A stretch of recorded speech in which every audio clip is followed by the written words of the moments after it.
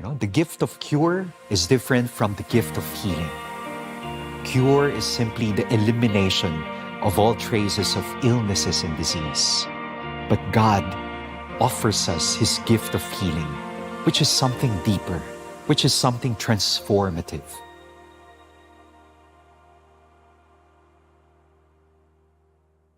In my more than 5 years of Pauline priestly ministry, many personally thanked me because their healing intentions were granted by the Lord. Father Pao, thank you very much for praying for me and praying with me because I'm already now cancer-free.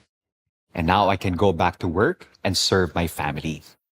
Father, thank you because my broken relationship with my estranged husband is already okay, and now we are complete. Many personally thanked me because their healing intentions were granted, but many also expressed their seeming disappointment, discouragement, and even disillusionment and despair and desolation because their intentions were not granted by the Lord. I recall this patient, a dying patient in the hospital, and she asked me, Father, does God play favorites? How come I do not receive the gift of cure? I'm a good person. Why do bad things happen to good people like me? Does God play favorites? How should we perceive the gift and the challenge of God's healing? Above all, healing is gift. It's a grace from God. And different aspects of the healing of a person, physical healing, emotional healing or psychological healing, spiritual healing, healing of memories, healing of relationships, and even financial healing. It is above all a gift and a grace from God. The gift of cure is different from the gift of healing. Cure is simply the elimination of all traces of illnesses and disease. But God offers us His gift of healing, which is something deeper, which is something transformative.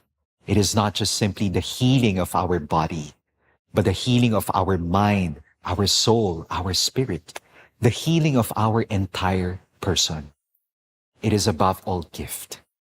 Second, healing is also a choice. It's a decision that we have to make.